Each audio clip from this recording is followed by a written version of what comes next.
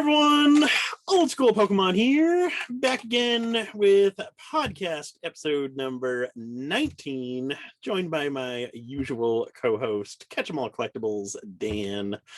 How are we doing tonight, Dan? Doing very well. How are you? I'm doing good. So I guess before we hop into the questions, I did just want to give you guys, the viewers, anyone who hasn't seen our previous video, the one that we did uploaded on Tuesday, Dan and I are doing a 25 days of giving and fundraising, where each day in December, we're going to alternate posting on Instagram a giveaway item. And to enter, you guys are going to comment on that initial giveaway video for the first week. But if you haven't already, definitely go check that video out and follow us both on Instagram and YouTube. And then additionally, in conjunction with that, for every new subscriber that we gain through December 25th, we're going to be donating $1 to Leonhardt's NAMI fundraising campaign. So be sure to follow us both on YouTube so we can write out a massive check for Leonhardt's event. Speaking of that, how many new subscribers do you have right now? Have you looked recently? 14 or 15, I think, in the 2 days so far. I'm up to 26 since we started. So it's working. Slowly getting there. Yeah, and so anyone who hasn't gone and commented on Nick's video yet, his code word was turkey to be entered into the giveaway. And I'll give you a sneak peek into my code word, I guess, before I post it on Instagram tomorrow. So go back to my video that was posted Tuesday, comment Charizard for a chance to win the 4 packs that I'm giving away for December 2nd, day 2 of our giveaway. Should be exciting. Yep. Okay. So we'll hop right into the questions. Yeah, we'll go ahead and hop right into the questions. I completely forgot to set my timer, but I always do that. But yeah, if you want to start with the first question there, we can start with you. So Cardboard Origins asks, what is your least favorite base set card, not including trainers and energies? So initially when I read it, I was thinking that you would ask least favorite art, which I think I'm easy to please. There's no arts that really stand out to me as, oh, I don't like that at all. I think I hear that a lot from people, especially with more modern stuff. And to me, it's just like, they're all fine. And some of them I like a little more than others. But the way that I'm going to interpret this is the one that is my least favorite to pull from a pack. And it might be blasphemous to say it in the presence of Nick, but Ninetales. Yeah. So my reason that's my least favorite card to pull is because you see that red border, and I've done it multiple times. So years ago, the first ever base set first edition pack I opened, it was a heavy guaranteed holo. I remember the feeling. I remember sliding that holo over, seeing the red border and thinking this was it. I'm going to pull a first edition base set Charizard, first edition base set Ninetales that graded the PSA 8. And it's happened multiple other times. I mean, I've opened a lot of base set unlimited product in the past several years, some even pretty recently, and just too many Ninetales. And it's always that like soul crushing, like you get the lift up when you see the red, and then it just tanks when it's not Charizard. So there's my card and my reasoning. How about you, Nick? For base sets, that's a tough one. Because I really like base sets. That's the original. That's my favorite set right there. But if I had to pick a least favorite, I would go with the Machamp, actually. Just because it's so weird. There's no actual shadowless Machamp. They all have the first edition stamp. And then with the unlimited Machamp, it's not actually an unlimited Machamp because it does have that first edition stamp. So a weird one. The OCD and collector in me really is not a big fan of that card right there. That's a good choice because that is an oddball one. And then you've got is it Trainer Deck B, right? Yeah, Trainer Deck B has the Machamp. There is a non-first edition, but it's also a non-holo. yeah, it's a really weird one there, the Trainer Deck B one. But yeah, that would be my my choice right there. So my next question is from Cardboard Origins as well. And he asks, what is your least favorite jungle card, not including trainers? And for this one was a lot easier for me. It is the Kangaskhan Holo. I cannot stand that card. I have seen way too many of those holos. Which is in one of the theme decks, right? That's in the I forget what they're even named, but yeah, it's Kangaskhan. Power Reserve and Water Blast. Vaporeon, yeah. Yeah. That's funny. I actually picked the same one, and you picked Kangaskhan too? I picked Kangaskhan too. I was gonna go with. I went with the non-holo just because I'm not a huge fan of the fact that a lot of the WotC sets, well, Jungle and Fossil did like the holo, non-holo, same art. Yep. So thinking of Kangaskhan too, and I guess this applies for like Pinsir and Scyther, but they were such a pain in the butt to catch in the Safari Zone. So when I see that card, I just think back to all those times having to try to catch them in the Safari Zone. Should I throw the rock first, go right for the ball? Should I throw a bait? I don't know what, like, if there was an optimal play for that, but those were always a pain. solid reasoning right there. Yeah. So my next question comes from James P. I'm based in the UK, and it's a lot better to buy in the US and then resell in the UK than buy direct in UK due to difference in price. I've recently built up as a side project from 900 pounds investment to now owning a BGS 7 first edition Charizard. I've been looking into PSA 5 high-end cards, first edition base, crystals that have 5+ cert, and notice how harshly graded they are, probably due to consistency. What's your thoughts on buying those cards, cracking and resending to BGS on premium service to then flip back into the market with a higher grade? 100% agree about the 5 certs. I just want to throw that out there. Yeah. I'm not a big, regardless of what that cert number starts with, buy the card, not the grade. There are exceptions to every era. There's always accidents, high and low. So always just be buying the card, not the grade, regardless of the cert number.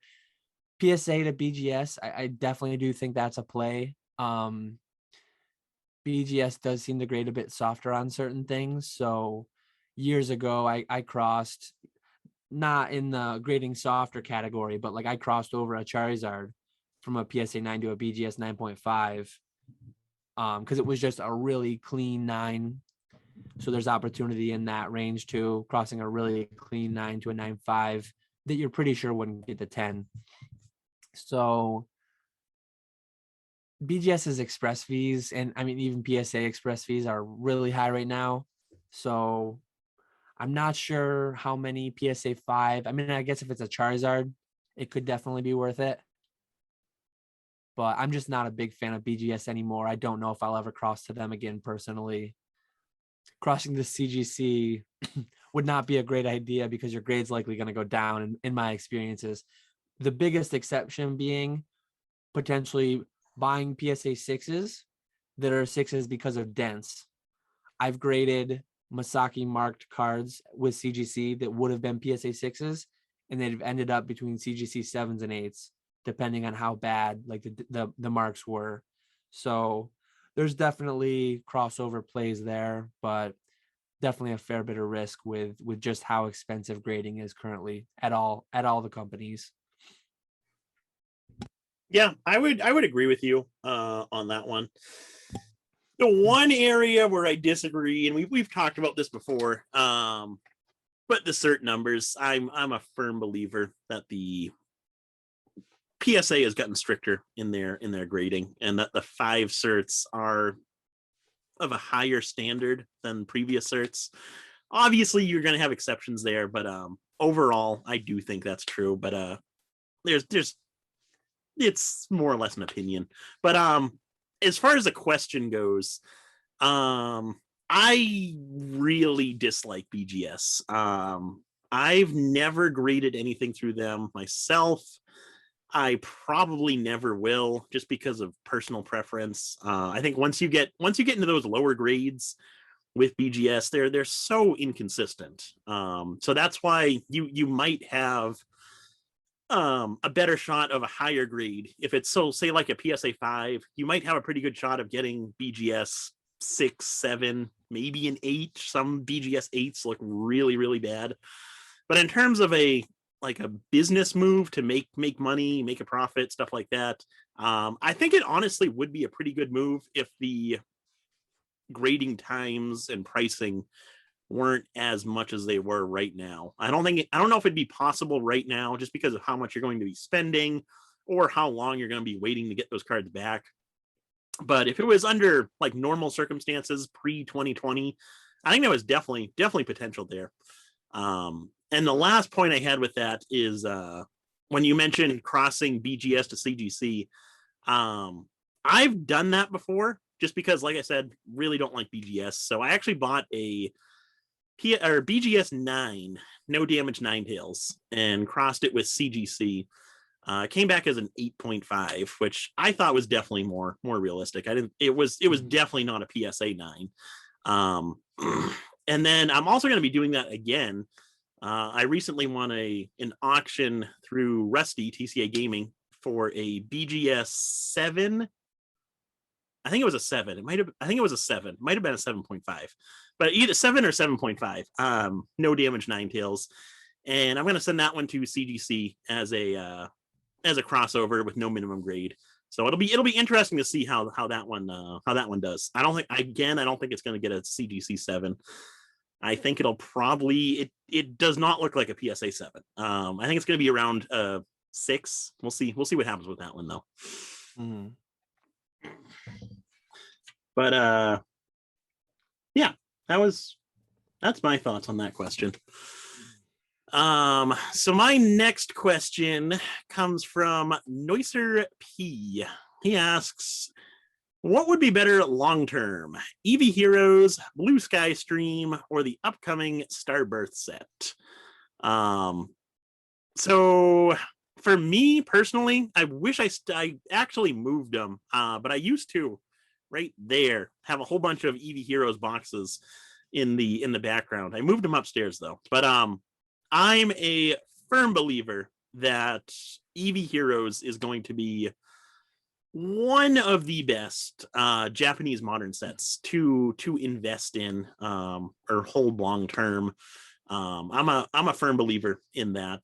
I personally think Blue Sky Stream is part of. So like Eevee Heroes was a lot different than Evolving Skies, but with Blue Sky Stream, it was more tied into Evolving Skies, if that makes any sense there. And I personally think that the English side of that set did better. They did a better job, if that makes any sense. Where with Eevee Heroes,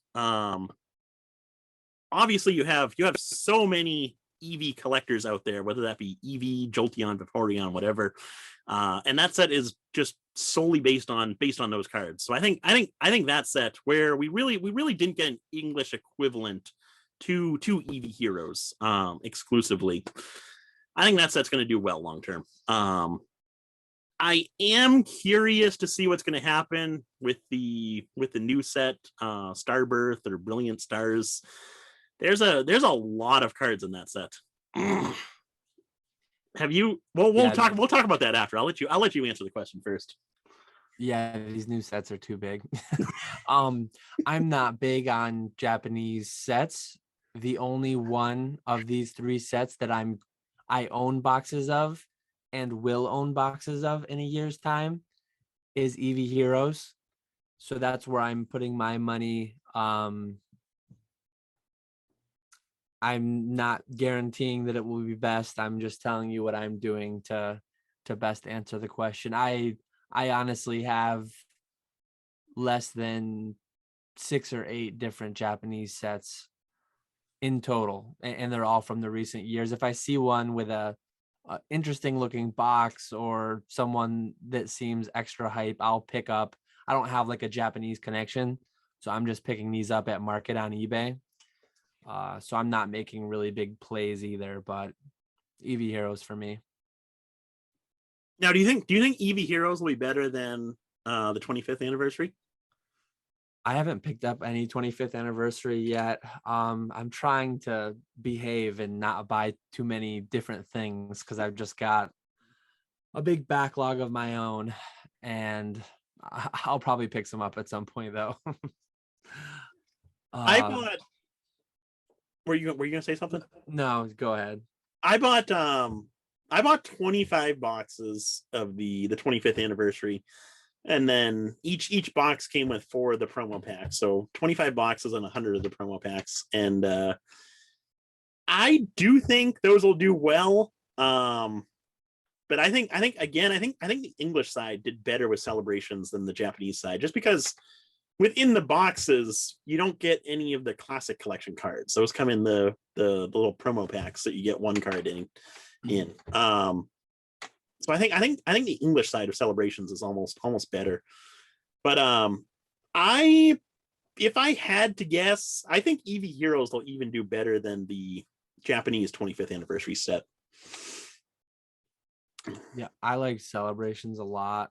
I'll have to take a look at pricing on the 25th anniversary set in Japanese, and maybe I'll buy a bit of it.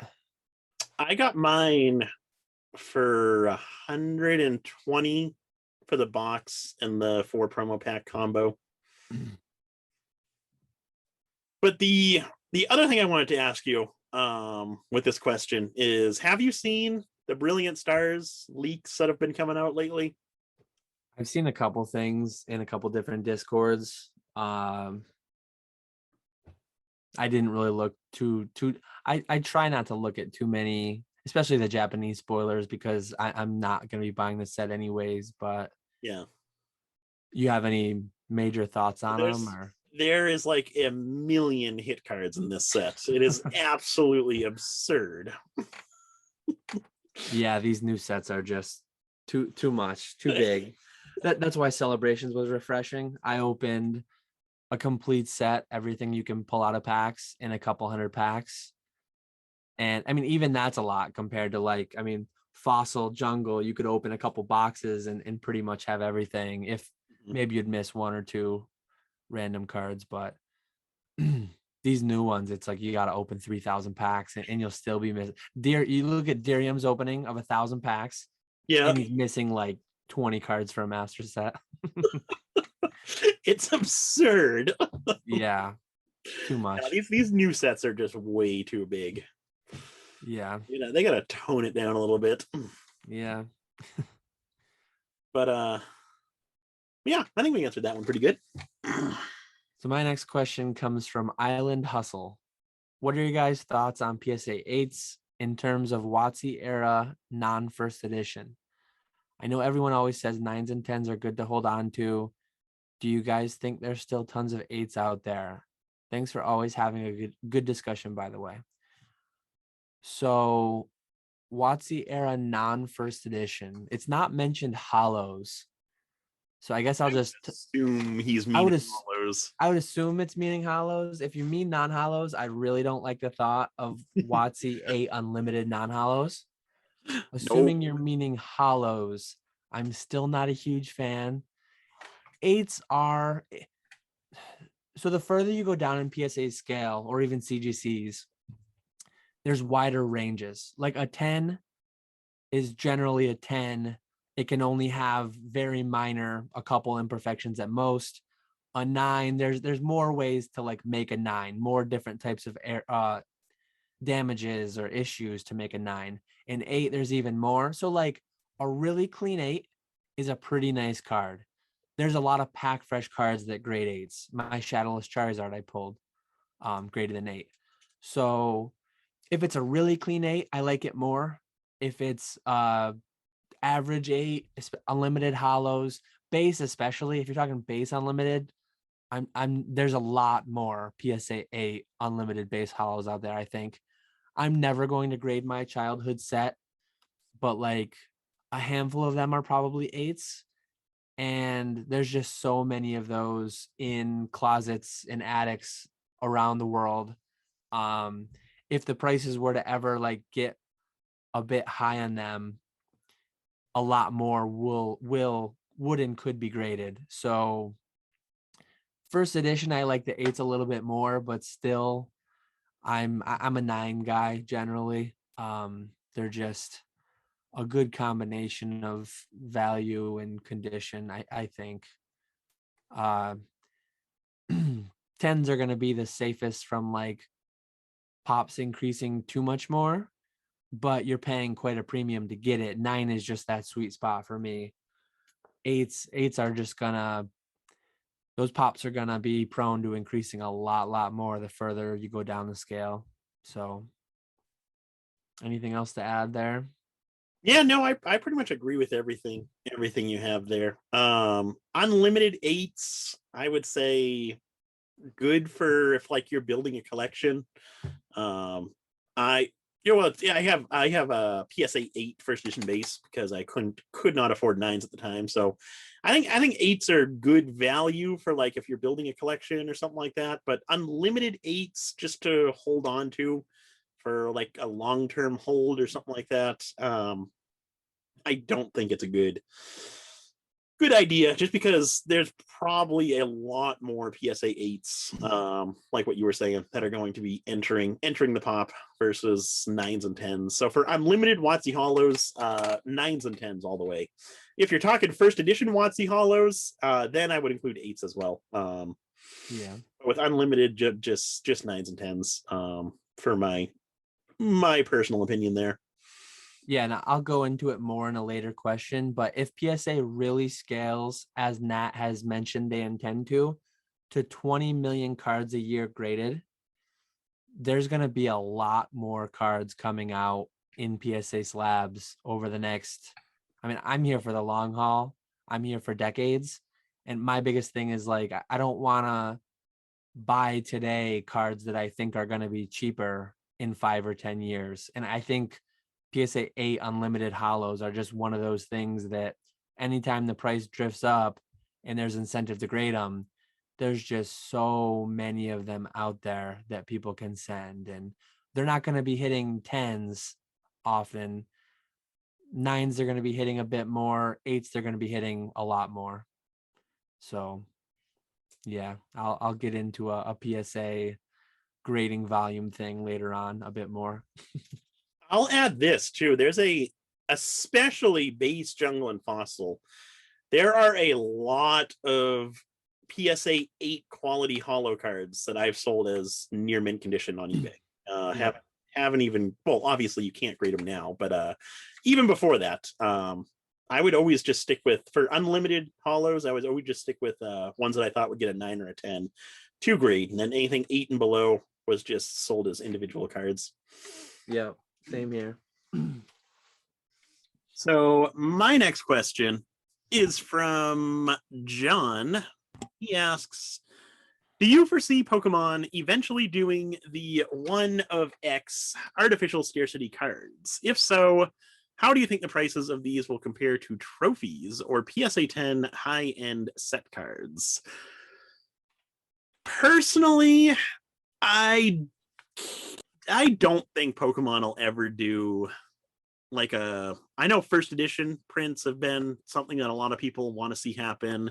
But I don't think Pokemon will ever do something like that where it's a 1 of 100 or anything like that type of card. In my opinion, I think Pokemon really doesn't pay too much attention to the collectors as they do the players. I think that's their primary focus, is the actual people who are playing the game versus people who are collecting the cards. Obviously, they have started doing some stuff with like the alt arts and stuff like that, but I don't think we'll ever see a time where they do something like sports where it's of 1 of 100 or anything like that. But let's assume they did. Assuming they did, in terms of pricing, I don't think it would be really interesting to see what happens, just because of what's been going on with Modern and how expensive some of this Modern product got during the 2020 hype, and even this year. But I honestly cannot see pricing of like a 1 of 100 or whatever number you put, being anywhere close to a trophy or a high end PSA 10 card. I think it would be a lot lower than that. But it's interesting because modern does have a massive following right now, so it could very well happen. There's some crazy people out there. Yeah, it's crazy. It's crazy what some of these PSA 10, especially BGS 10 black label cards get right out of the gate. I think Hidden Fates Charizard, the first one sold for 10 grand. Yep. And then people made a joke of it, and it was all, I had my eye on them when they dipped all the way down to like 2. And I think I had told myself if they got down to 1, I was going to buy a couple. They're back up several $1,000s, I think. They're not back to $10,000 anymore. I think they're like 6 or 7 though. Yeah, they're several thousand. They're solidly north of 5-6 grand, I believe. And there's hundreds, I think, or at least more than 100. There's a lot of them. Oh yeah, there's a lot of them. Yeah. So I think that just shows you what modern cards could do in certain ways. So my take is kind of counter to yours. Oh boy. 25 years from now, sitting at the 50th anniversary, I think a lot of people just like project the insanity of the past 2 years out into the future, like perpetually, when they project where Pokemon will end up. I anticipate that, I don't know when, I don't think it'll be in the next 5 years, but in the next 25, at some point, there's going to be a lull. I'm not saying the depths will be as deep as the EX, Diamond and Pearl, Heart Gold, Soul Silver eras, but like it's got to cool off at some point. It's going to.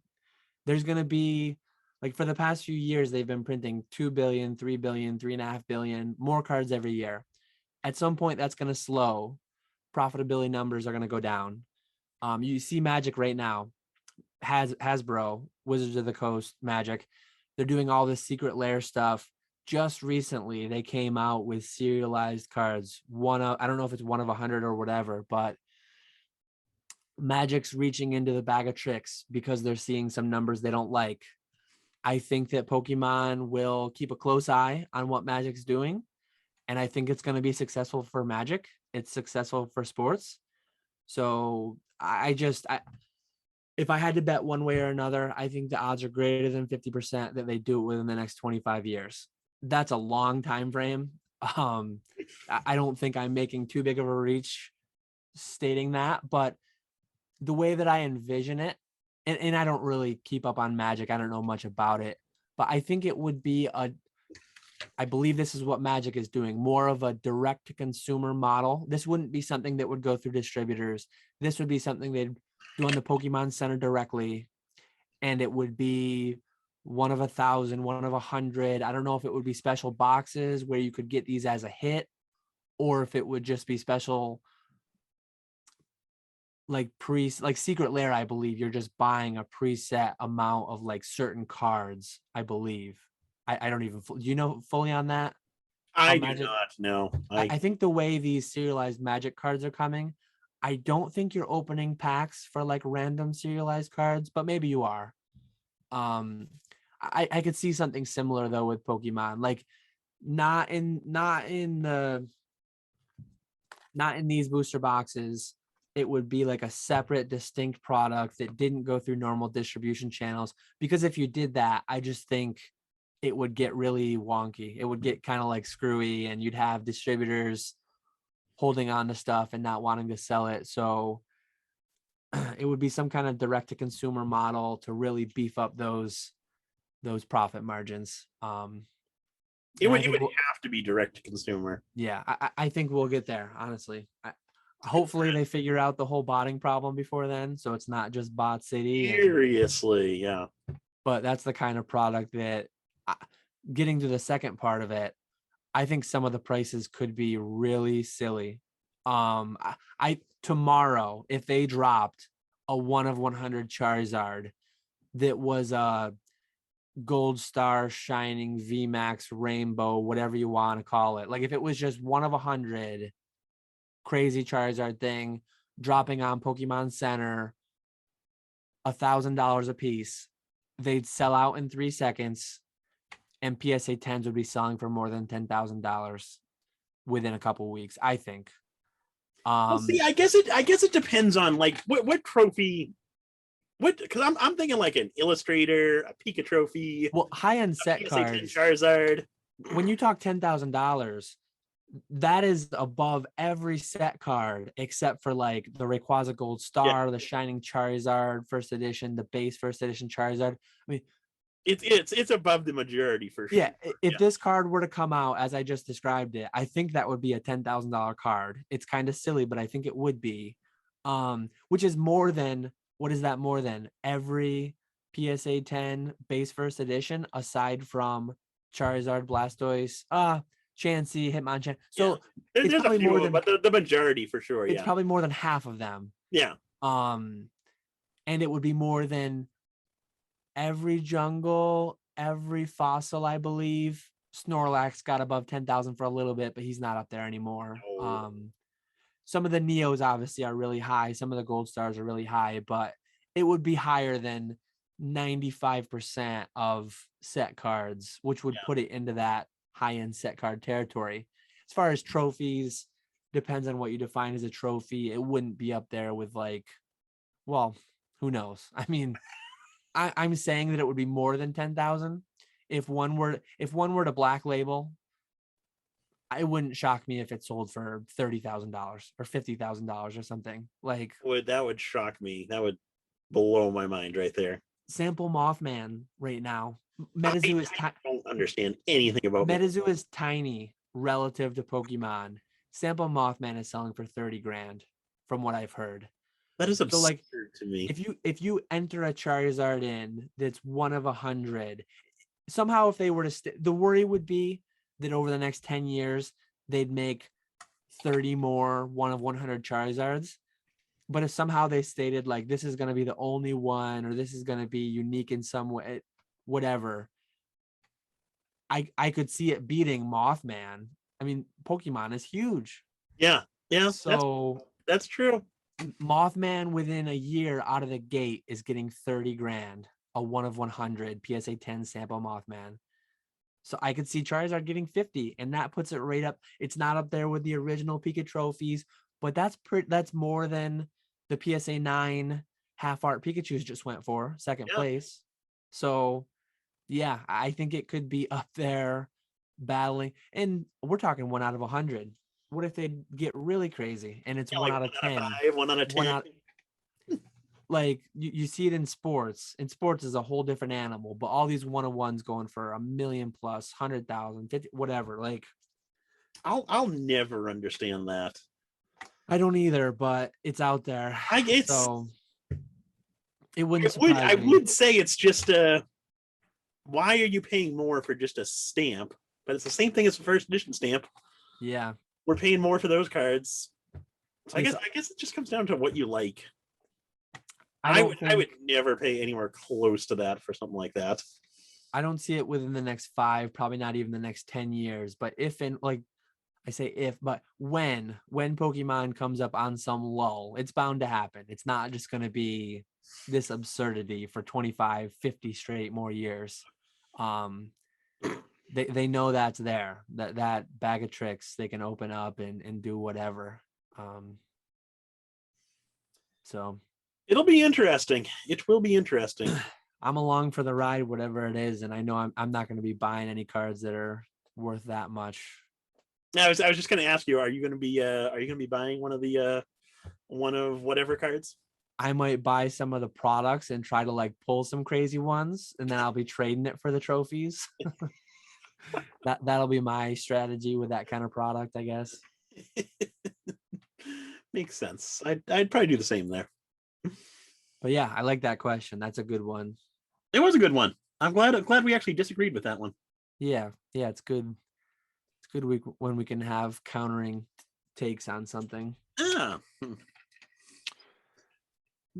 That was yours. So my next question comes from Celebi Collectibles. There are a lot of older sealed products still out there that have guaranteed hits in them. Those hits are usually in gradable condition. Last year, a lot of cards reached record PSA 10 prices, far higher than the sealed product costs to open and grade. Easy example that everyone can understand was Hidden Fates promo Charizard GX selling for 100 plus. Oh, that's the tin promo. Mm-hmm. While the tin itself and grading cost was only like $35. I've got that promo right there in PSA 10. I got about 50 of them, I think. So that card's down to $50 now. But had you bought the tins for 35, paid the $750 grading, now you've got a $50 card plus the 4 packs. I still did well.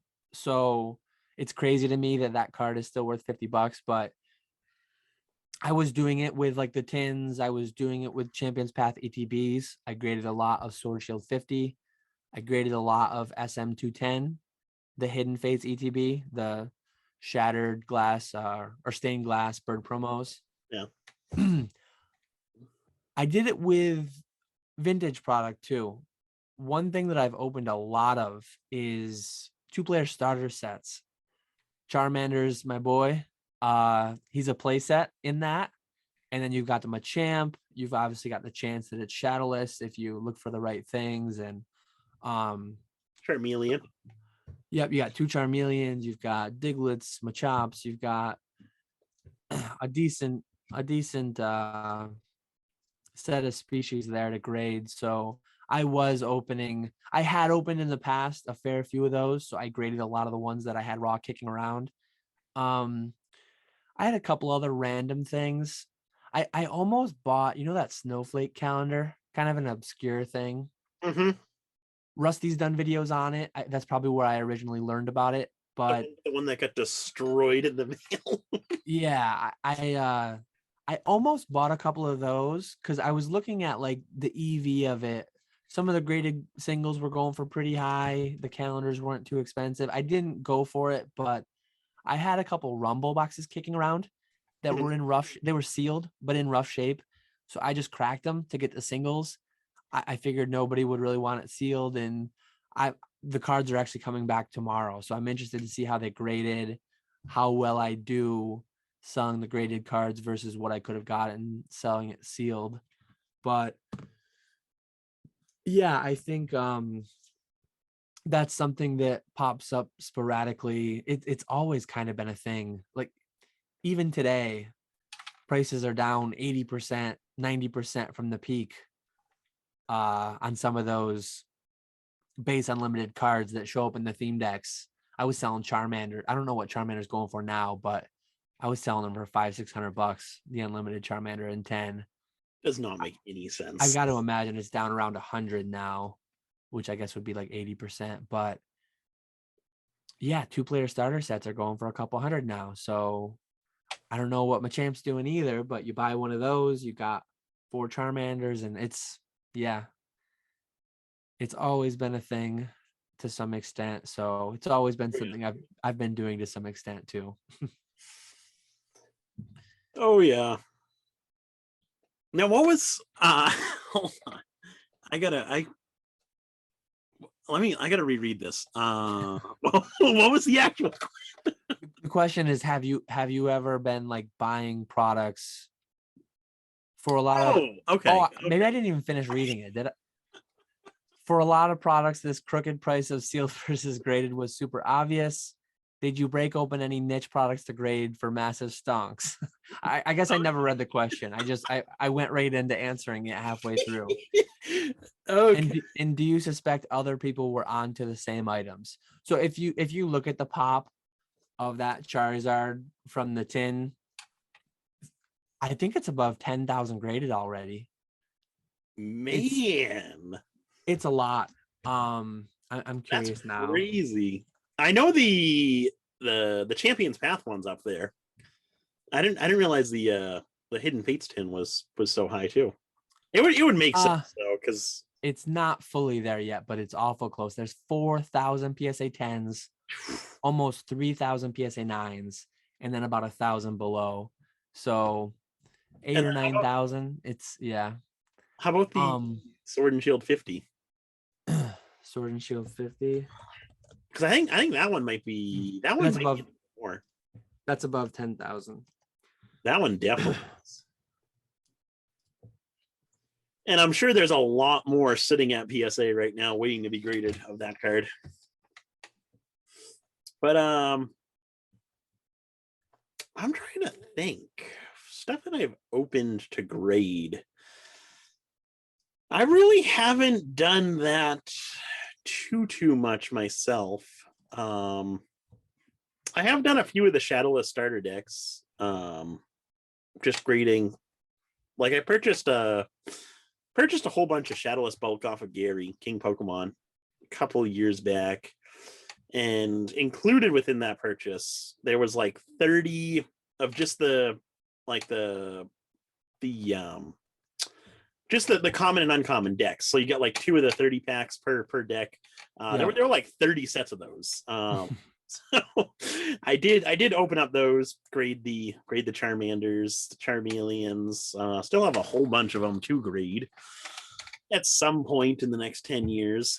But aside from that, I've never really opened product to grade cards. It's always just been buying collections, setting cards aside to get graded, stuff like that. Recently, I have been buying some cards in bulk that I do want to grade. Stained Glass Birds, Charizard V from Champion's Path, Greninja Gold Star, stuff like that. But yeah, I never really got into that whole opening product to grade cards type of thing. I don't know why it wasn't coming up easily, but the Sword Shield 50, 15,800 have been graded. Oh my god. How many 10s are there? 9,481. That is crazy. But for even, well, it depends on what grading reopens at. Whenever they do reopen bulk, even if that card drops down to $50, which I honestly can't see it dropping lower than that, you're still doing good at a PSA 10. I think it's right about 50, which in a lot of ways is crazy. It's 60 right now, is the cheapest on eBay. Okay. And in a lot of ways, that's crazy. Like the market's holding at 60 where there's 10,000 of them. I mean, that's, yeah, I mean, I don't know. I think $50, $60 though for that card is such an easy purchase. But people who bought, it's an easy sell for me. I mean, you can still buy the ETB for what, 100, and yeah, it comes in there with 10 Champions Path packs, which sell for like 8 each.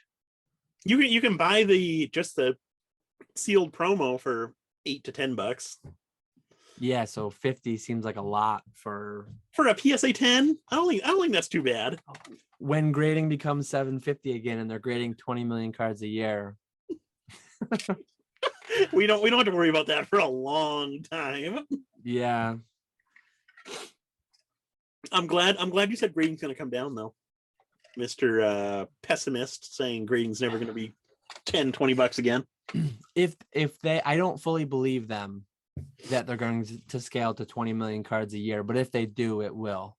I think they'll hang out more in the 10 to 12 million a year range, and it'll bottom out at more like 15 to 20. I'd even be happy with that. 15 to 20 would be a good price point. Yeah. Yeah, that'd be okay with me. I can get on with that one. So my next question is, let's see here, from Kai-O.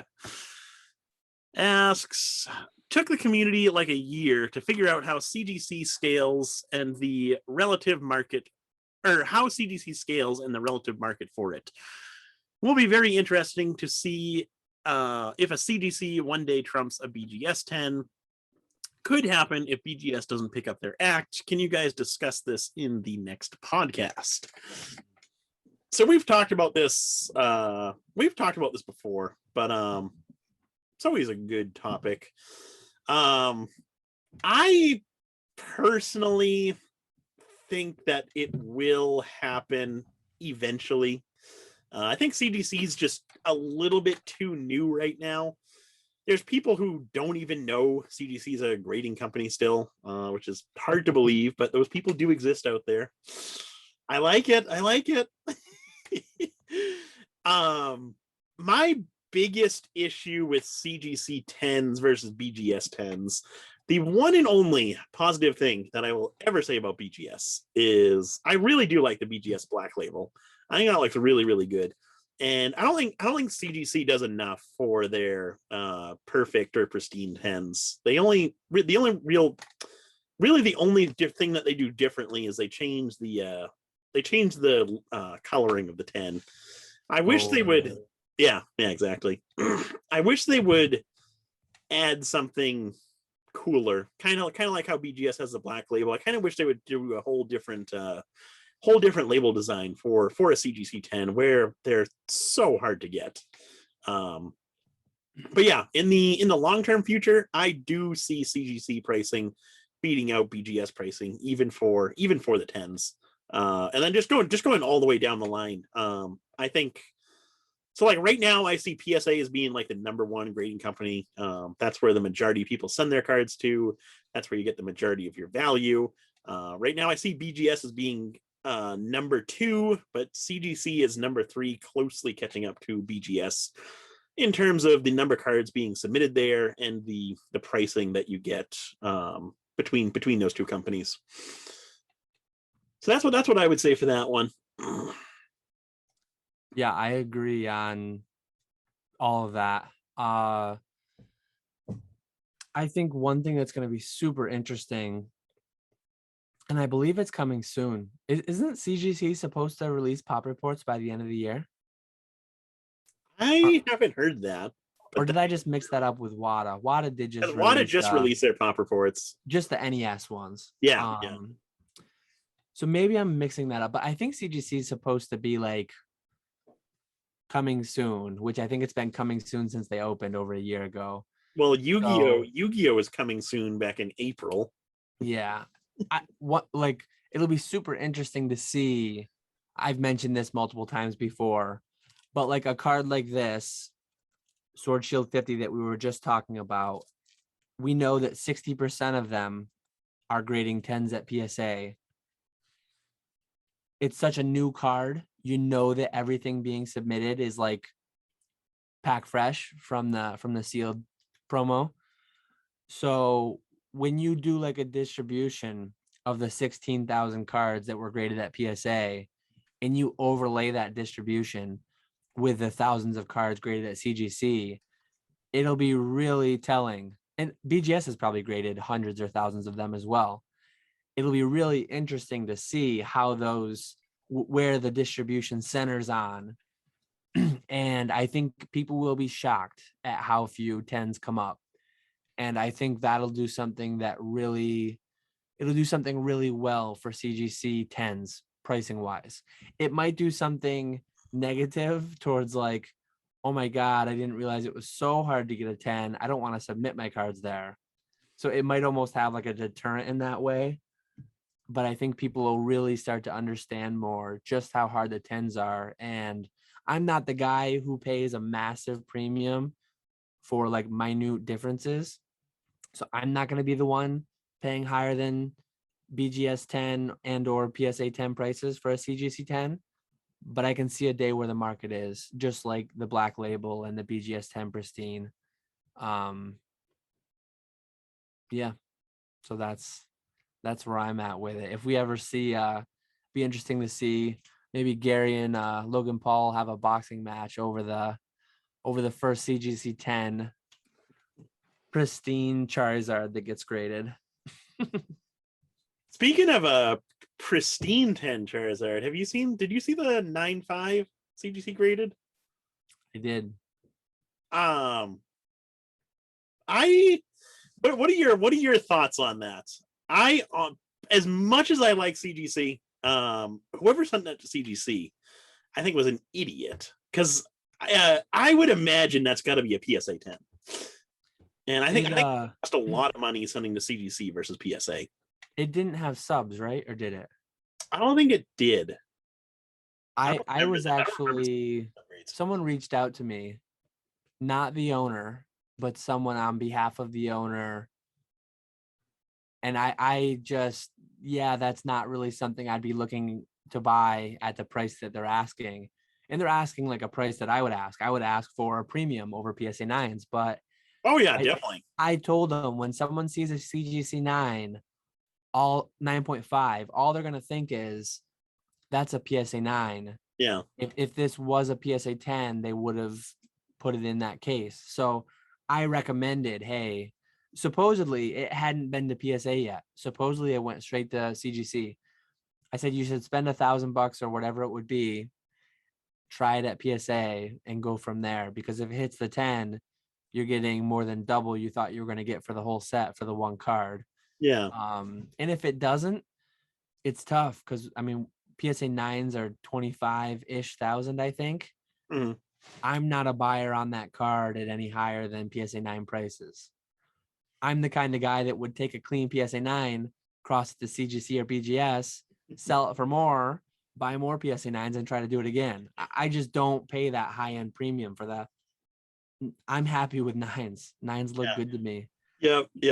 You've got to spin the card around and take out your magnifying glass to find out why it's a 9 and not a 10. So I'm not going to pay multiples in price for that. Yeah, I was surprised to see that got graded with CGC, especially now because I didn't know it hadn't been graded with PSA, but especially now that you mentioned that it hadn't gone to PSA yet.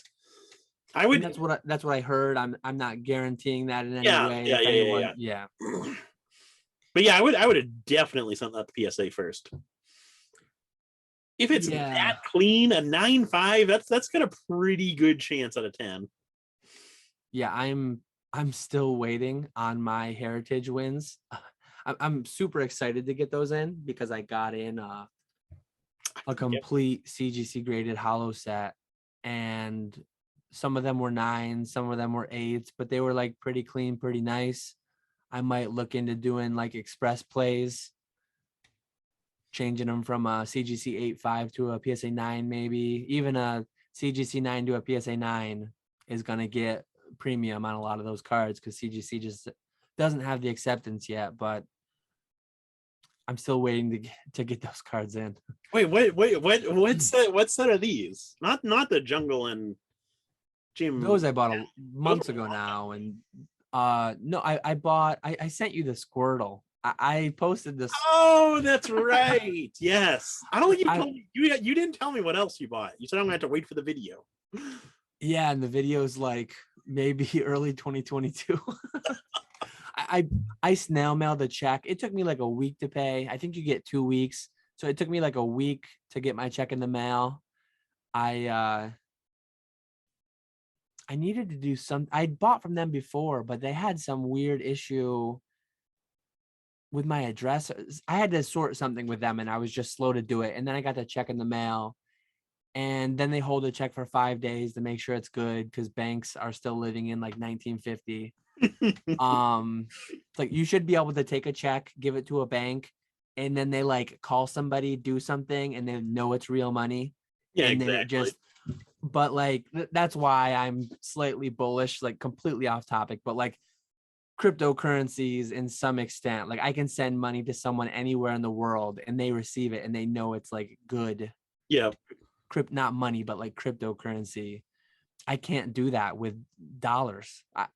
I bought a box off a guy in Australia from the forum, and it was I had to create an account with TransferWise, and I had to wire it to them who wired it to him, and it was like 2 weeks. Like all this time to send money. Crazy rant over the outdated ancient banking system we have in this world. But well, that infuriates me how hard it is to send money through like Venmo, friends and family, stuff like that. It's they make it so hard. yeah, But I don't remember where I came I from on forget. that. I was just trying to think of. But yeah, my To heritage, that point. my heritage. Hopefully, I'll get a Oh, your tracking number heritage, yeah. soon and have it within the next couple of weeks to do a video like this year on it. But I have no idea. I'm because I own base set first edition in PSA 9, but I'm converting some of my PSA 9s over to like CGC 9s, CGC 8.5s, and getting paid to do it. So yeah, once I get those in, I'll evaluate what I've got, maybe do some crosses to PSA, go from there. But There you go. That'll be good. CGC pop reports are going to be fun and interesting. The first day they come out, I'm going to be doing a deep dive into what's going on there. Yeah, I can't wait till they do come out. I don't know why they're waiting so long though either. Because they have all the information, you would assume. Yeah. I don't know. I would imagine they have a decent bit of cards in their pop report by now. I'm glad they didn't come out with them day one because it just would have been stupid. Every listing would have been pop one, investment, rocket moon. Like even now, like they've only been out a year compared to PSA. PSA existed before Pokemon, so they weren't always being graded right from the start. But it's just gonna be silly. Some of the cards that are like super low pop, but it's because most of them are in PSA cases already. Yeah, exactly. It's like, I don't know. It'll be interesting to see like how many WotC cards are graded with CGC versus how many modern cards are graded with CGC. I bet there's a lot more modern at CGC than WotC. I think there's a lot of like macro things you can look at. Like I was discussing the grade distribution on Sword Shield 50, SM210, a lot of these like massively graded modern promos to kind of compare the grading scale at each. And you can do a macro comparison of how many WotC, how many mid-era, how many modern. But like when people get into the micro, oh, I've got this random Heart Gold, Soul Silver, Holo, CGC 9.5, Pop 1, none higher. It's because there's 3 graded total and the other 2 are 7s. Like, come on. I can't stand that. That still exists for. I've actually got. I've got some like mid-era PSA stuff, set holo cards, English set holo cards with less than 5 or 10 graded, which blows my mind. Yeah, that's pretty crazy. So the fact that like, I think one was like Rampardos from Platinum, there's like 6 graded total. CGC probably has none graded. So if you've got one in your binder, send it to CGC. It'll be pop 1, whatever it comes back. It'll be worth $1,000 because it's pop 1. There we go. Send all your modern energies because nobody reads those. Well, that was a good question, I think. Yeah, it led to a lot of tangents and miscellaneous rants, which are always the best. Oh yeah. So my last one comes from John. It was actually asked in the middle, and I dragged it to the end because I just wanted to build up to it. So Dan, you've mentioned you have a rather pessimistic outlook on Pokemon over the next 24 to 48 months. Can you and Nick elaborate on your outlook regarding the overall market and or some various sectors of the market? So I was talking with Nick before we started recording. I don't think my pessimism was picked up from the podcast. I think I might have been talking about something in Discord somewhere, or maybe in a Patreon video, but I guess just plugging quickly, since I said the word Patreon, Nick has his own Patreon with Pallet Town Pokemon and Crystal Pokemon. I have a Patreon with Pokenomics, so go check those out if you want to get some more content from both of us in other places. But just recently I did a Patreon like presentation just a few days ago now, Sunday night. PSA is grading a lot of cards right now. I mentioned back on one of the earlier questions, the PSA 8 one from Island Hustle. The backlog stands at 7.5 million cards as we're recording this podcast. They're grading roughly 7.5 to 10 million cards per year pace, like monthly, given how the pop report is growing. Nat claims that he intends to scale their grading to 20 million cards in an effort to return it to $10 services. As I mentioned, I don't fully believe it. I don't think it would be optimal for PSA, because PSA in a way, like, why do for $10 a card what the market is clearly willing to pay $20 a card for? When you double the price, you way more than double the profitability. Like, if I buy this booster box for $80 and sell it for 100, taking out all fees and everything, I'm making $20, right? If I double the price to 200, my cost remains fixed at 80. So my profit actually 6x's from 20 to 120. So like if PSA is grading cards for $10 a piece and say it costs them $5 a card to grade it, if they double their price to 20 instead, they're not just doubling their profit, they're tripling it from 5 to 15. So, and then I think it's like a double-edged thing. It's like a double-sided thing. If PSA is grading 20 million a year at $10 a piece, a lot of prices are going to get slaughtered on a lot of things, like modern promos, modern set cards in general, that there's just tons of. And even like WotC non-holo stuff. They've already been slaughtered on like Eevee and Pikachu. But imagine how bad it's gonna get. It's gonna go back to $40 like it was 5 years ago. If you can take a Pikachu, grade it for $750, get it back in 3 months, the price is gonna go right back down where a 9 is $12 and a 10 is 40, because there are millions of them out there. Base Unlimited Charmander too. So like I think PSA has an incentive to keep the price a little bit higher and do a little bit less volume and make more money. Their business, at the end of the day, they want to make money. I know Nat is a collector and all that, and he said he says a lot of things that make collectors feel warm and fuzzy, but he's a businessman too. He spent a lot of money with his investment group or whatever to buy that. And they didn't buy it to make collectors feel warm and fuzzy. They bought it to be a profitable business. So I'll eat my words if I'm proven wrong and they scale to 20 million cards by the end of next year and they're grading cards for 750 again. I'll be shocked and I'll say I was wrong. I just don't think it's in their best interest.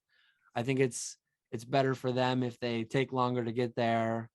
Maybe ultimately they do get there, but like 2 or 3 years from now, scaling slower. Part of it is like, I don't think it would be in their best interest. And the other part of it is like, I don't think they physically can expand their operations that much, hire that many people and all that. It just, so getting back into like the pessimistic outlook, regardless of if they make it to 20 million cards per year, they're already at almost 10. And I think they're going to at least hold that for the foreseeable future.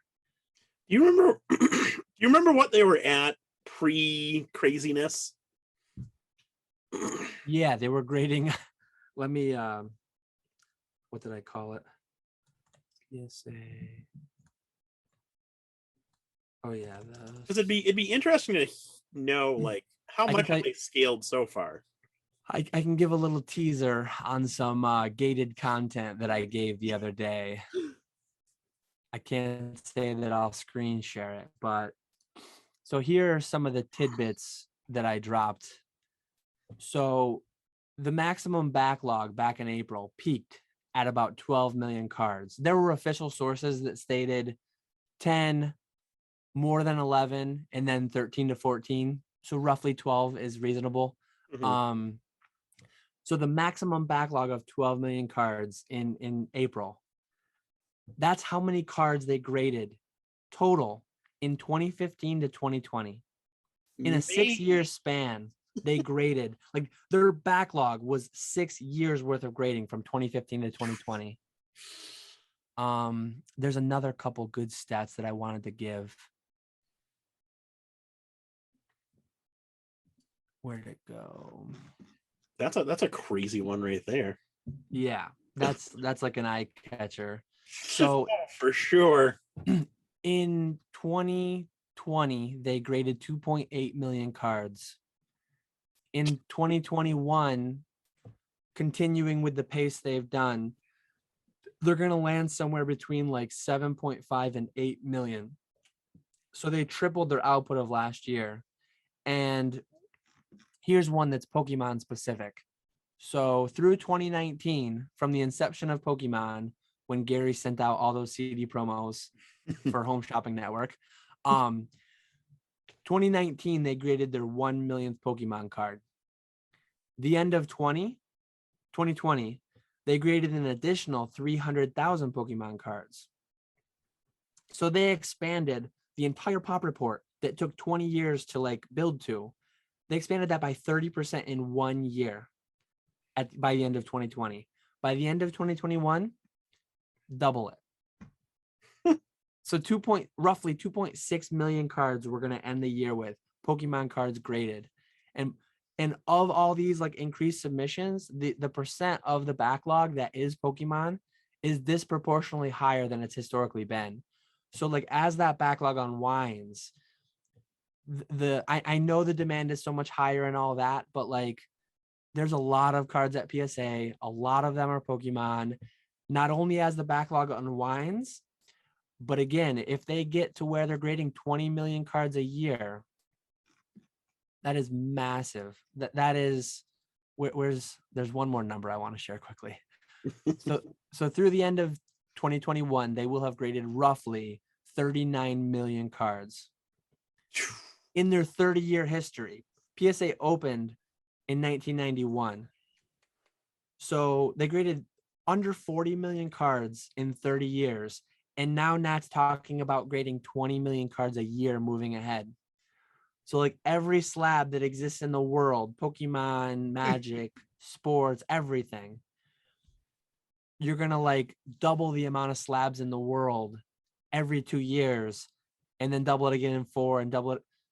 It's just, I think that's a massive like negative pressure against the pricing in the short to medium term. And I think the more slabs PSA puts out quicker and cheaper, the more it's going to hurt prices. I think, I mean, supply goes up, price goes down, and unless demand outpaces. But I just don't see a future where there's 50,000 slabs of this card and somehow the price can grow back up. I don't know. Maybe I'm too pessimistic on it, but I know that my business strategy right now, like I have thousands of slabs and I'm behind on listing them, but knowing how much they're going to unwind from the backlog and knowing how I'm going to be able to get them cheaper again in the future, I'm trying to sell most of the slabs I have, 95% of them. Anything that I can, I mean, a slab like this, I can get this card again in this condition. Even, I mean, it's a cool card. It's Japanese. It's old, but there's a lot more of these cards out there. I want to just sell this card today because I don't have too much optimism that the price is going to be higher 5 years from now on a lot of cards. Yeah, I would agree with you on that. The one really long thing there, didn't I? I almost asked you if you could do your last question and then we could save mine for the end. So like we lost a few more viewers so that like I didn't get to.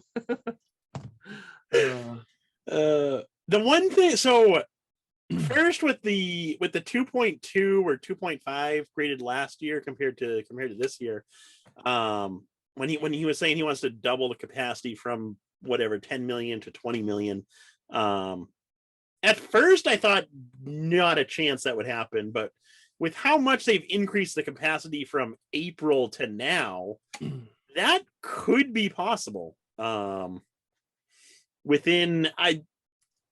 the end of next year, that might still be a stretch, but 2 years definitely.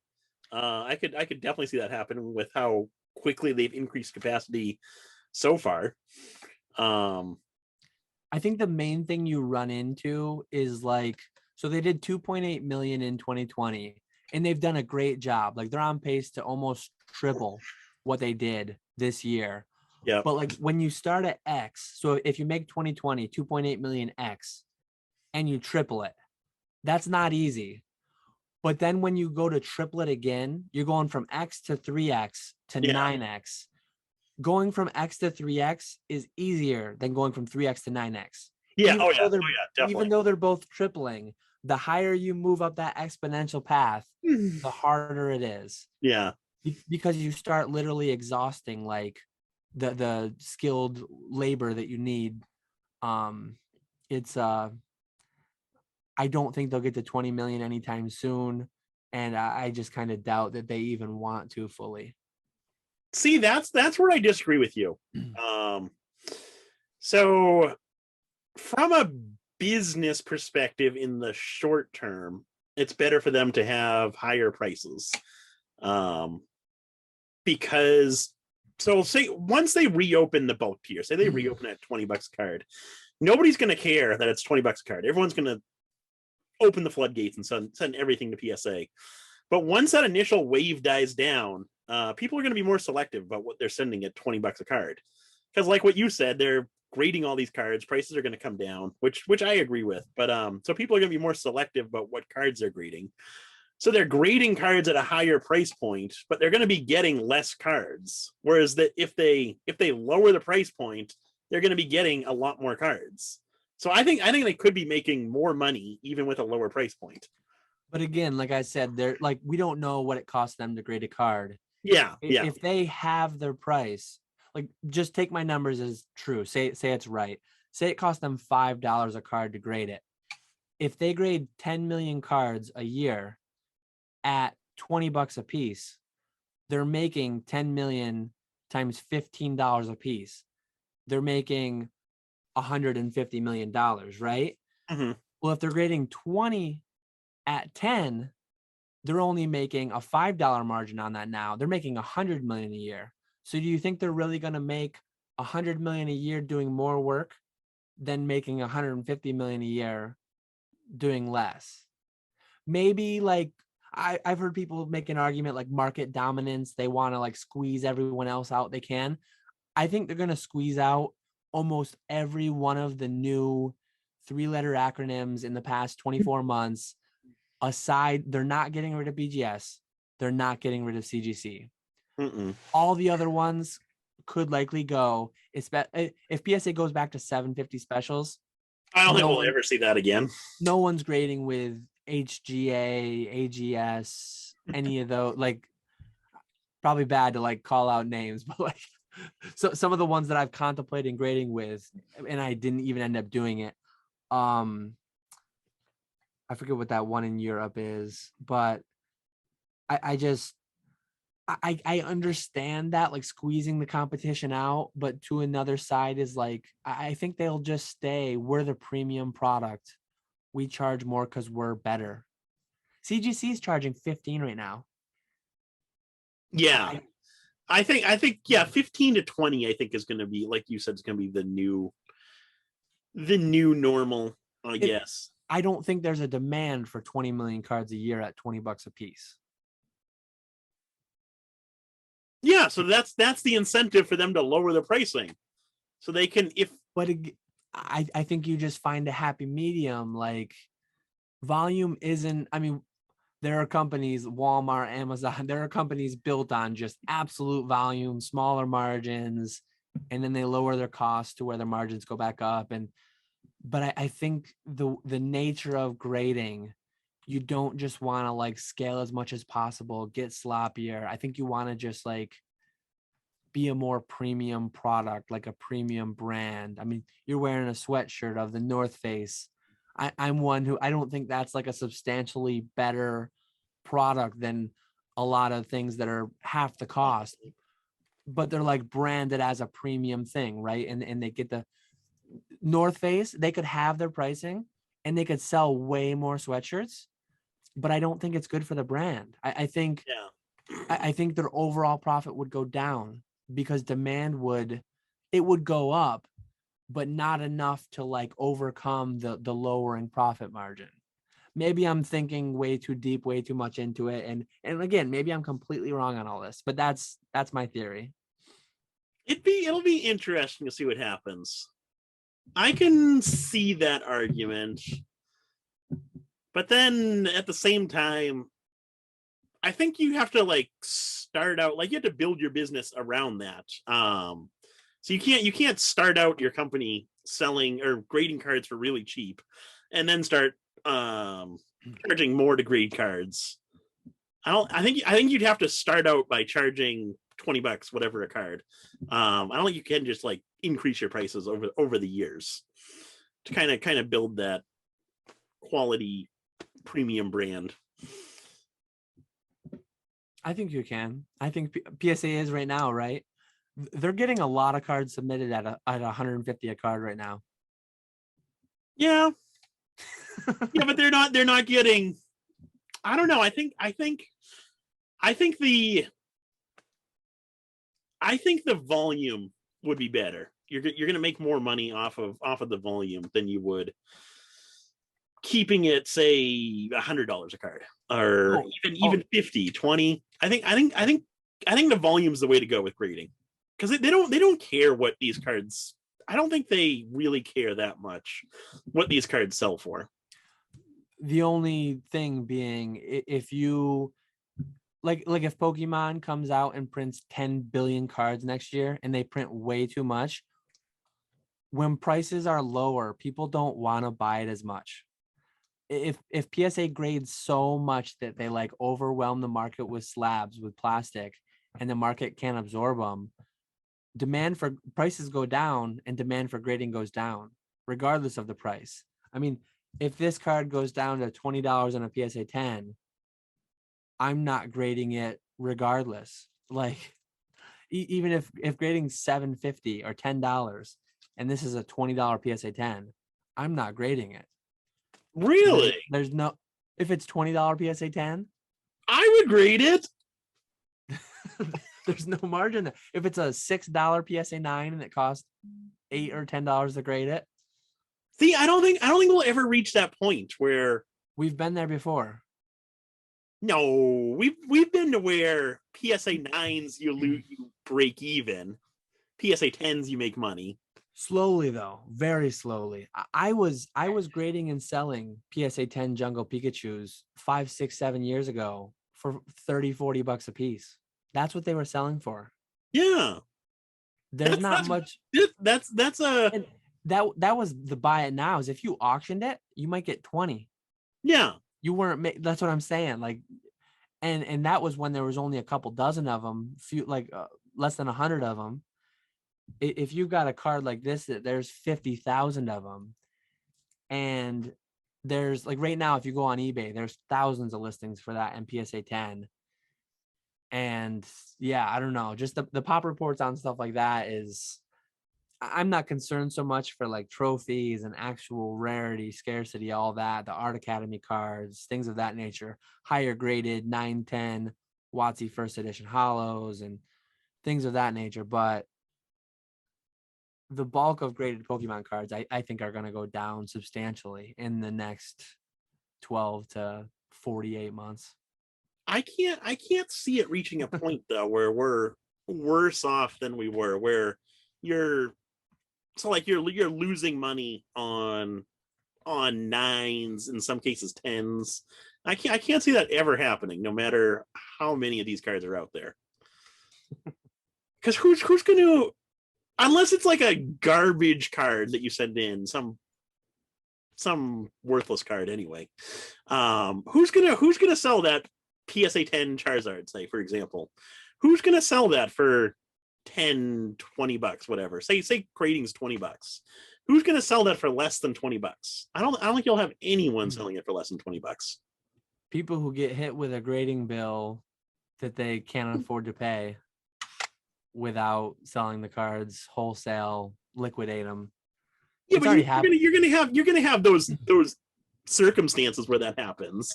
But I don't think it's gonna be the norm of, okay, the new price of this card is now $10. 10 is excessive, but yeah, like I'm looking at Jungle Pikachu. Back in 2017, PSA 10s were selling for $20.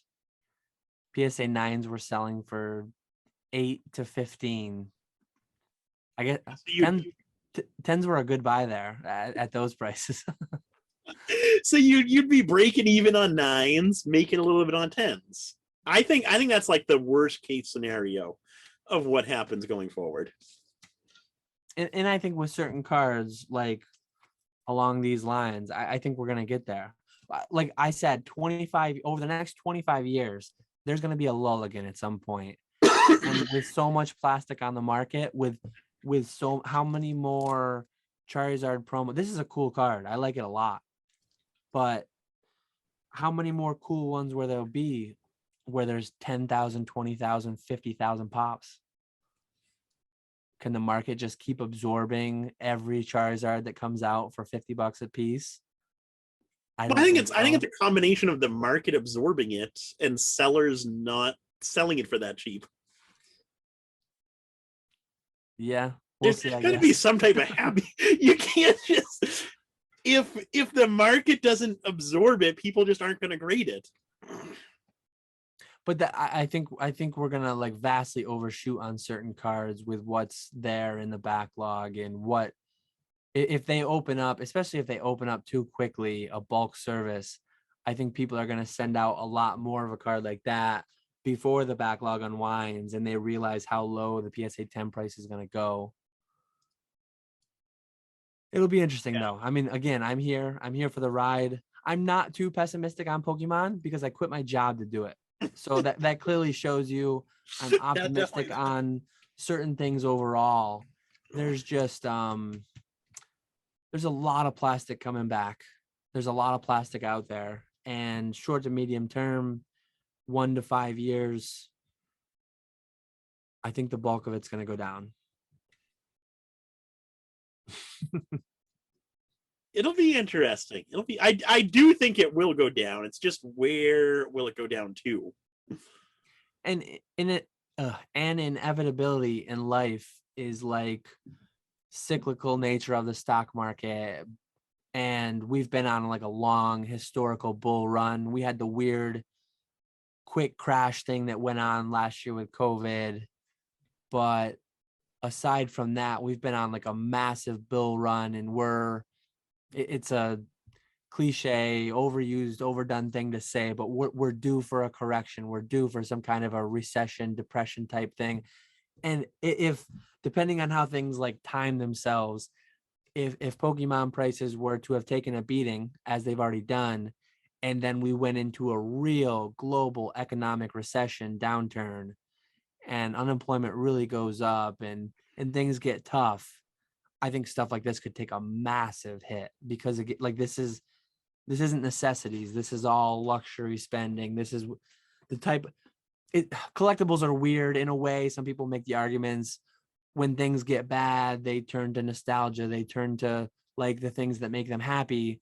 With COVID, that happened, but people were getting like, the money printer was just injecting people were money. also making a ton of money during COVID. Like during a real economic global recession downturn, money's not just going to be flying out of everywhere. It'll be the actual opposite of that. And I think prices could really take a beating on a lot of this stuff, like compounding that with just how much supply is going to hit the market.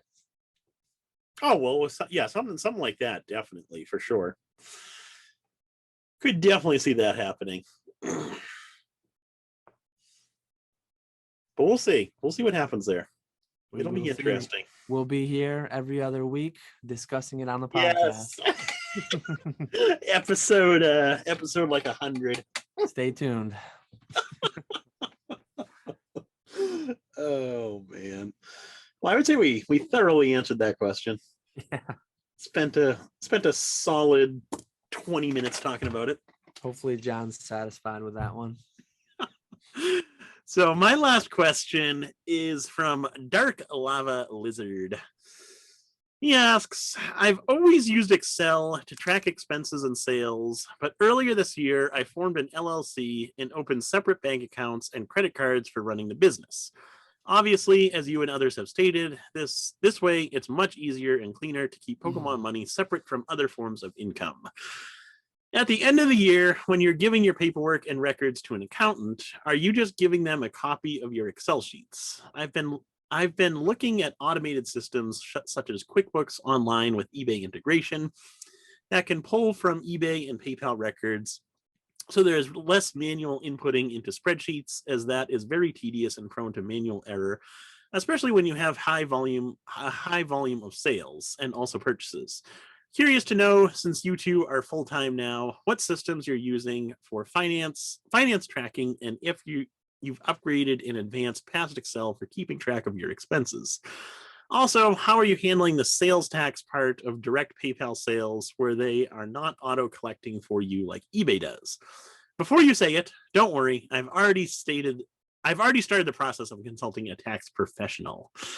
Consult a tax professional. We are not licensed tax professionals or financial advisors, but Nick, go ahead.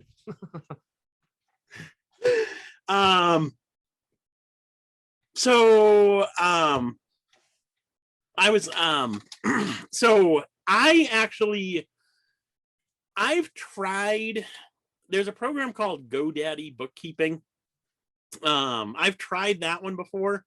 It's really nice because it integrates your bank account, eBay, PayPal. It integrates everything together, and there's some cool stuff that you can do with it. But for me personally, I'm a person who's stuck in my ways. I really don't like having to learn a new program. So I wasn't a big fan of that. Having everything be automated like that, and there was like different categories that you could put certain expenses in, and sometimes like what was recorded on my bank statement as like the description wouldn't match up with stuff would get into like the wrong categories, and it would get all screwed up like that. So I was never a big fan of that, and plus you had to pay for it. It was like a monthly subscription that you paid. It's like $10 a month, so it wasn't that bad, but you still had to pay for it. So I quickly ended that and just went back to using my Excel sheets. That's what I've always done. That's probably what I'm going to continue to do going forward. But basically for me, what it is I have, if you watch my monthly sales videos where I go over the spreadsheet that I do every month, at the end of the year, I have those 12 individual spreadsheets, and then I have a 13th spreadsheet that's basically linked to those 12 spreadsheets. And all that 13th spreadsheet does is it grabs all the numbers from my monthly spreadsheets and inputs them into that same exact spreadsheet as like a year in review. So that's what I do. And when I go to my the person who does my taxes, I basically just read those numbers off to him, and he types them into whatever program he uses to print out my tax. I don't understand the process at all, but I basically just give him that form, and that covers a good majority of what I need to give him. There's some other stuff as well, but yeah, I've always just liked Excel, so I've always just stuck with it. It's really not that complicated, I don't think. Even if you are doing a high volume of sales, you really don't need to record every single sale that you do. You really just need kind of that general overview. So at the end of every month, take your total sales, subtract your total expenses, in terms of like eBay fees, shipping, stuff like that. Subtract any collections that you've bought over the course of the month, and that's your profit. That's what I've always done. That's what I'm going to continue to do going forward. But as far as, what was the other question? Well, I guess I'll let you answer. You take over if you want to add anything to that one. The other question is the dangerous one. Um, if I knew how to do edits, I would have like a flashing banner throughout this whole section. It would like scroll, it would bounce around, consult a tax professional. So yeah, same as Nick. I've been doing this with Pokemon for 7 years. I've been doing it with other various things on eBay over a decade. Um, you're doing well to have a separate bank account, credit card, all that. Hopefully you're registered with your local, every place is different. I just Googled it quickly. There are over 11,000 sales tax jurisdictions in the United States. That is absurd. So depending on which one of the over 11,000 sales tax jurisdictions you're in, hopefully you've gone to your one specific to you, consulted with a professional in that jurisdiction, and gotten all the proper paperwork. But yeah, I used to do years ago, I was a sole proprietorship and I did an accrual basis where I was tracking an inventory really early on. I had a spreadsheet for every buy, every sale, bought it for this, sold it for this, fees, all the. Really? Yep.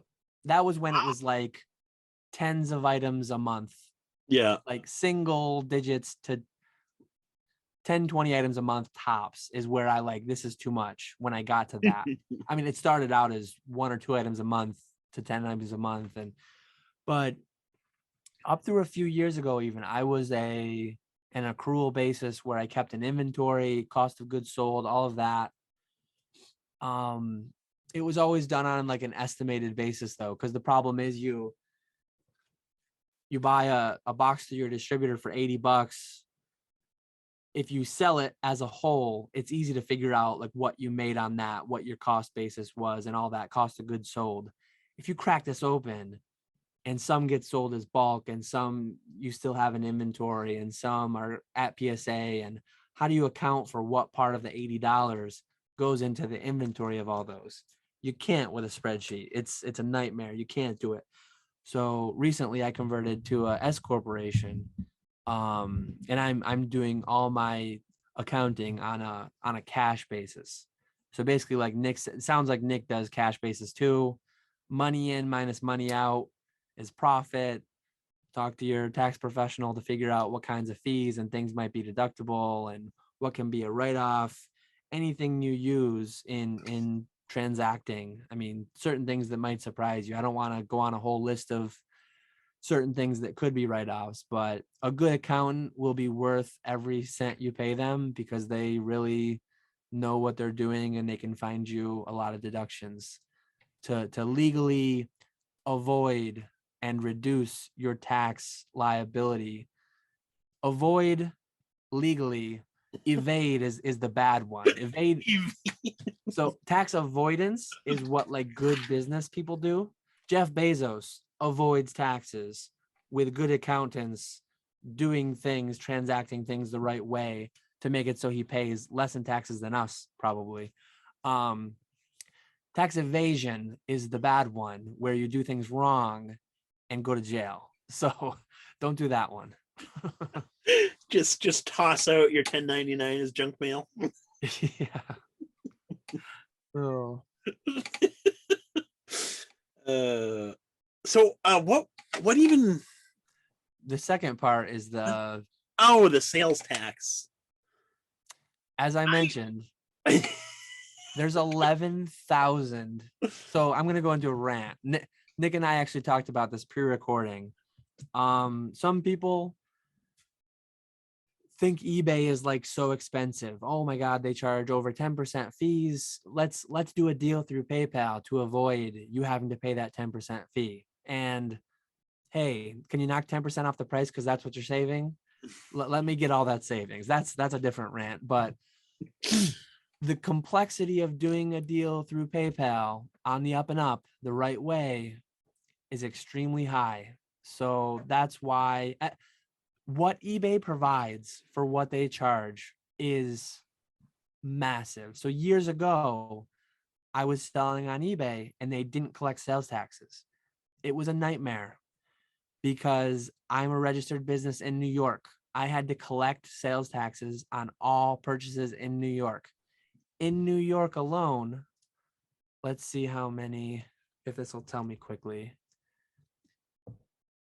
There's 987 tax jurisdictions in New York State, this says. Because it's not like in New York, that seems high. That can't be right. Maybe it is. Seems I don't like know.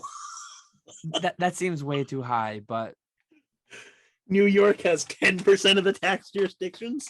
I would have guessed it would have had at least 100, but 987 is massive. Anyways, it's a lot because it's not just by county. A lot of individual towns have their own, and a lot of some villages, some cities have their own on top of the county, town, whatever.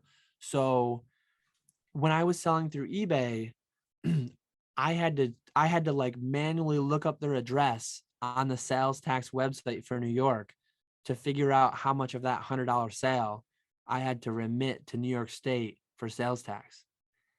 And there was no like function or tool that eBay had to properly charge them the sales tax for their jurisdiction. Now, a year or two ago, when did eBay start doing that? It was recently. I want to say it's probably been about 2 years, year and a half, 2 years, somewhere around there. That a lot of people hated it because a lot of like the businesses and investor flipper whatever that aren't doing it legitimately with a license, they're paying sales tax on their purchases now.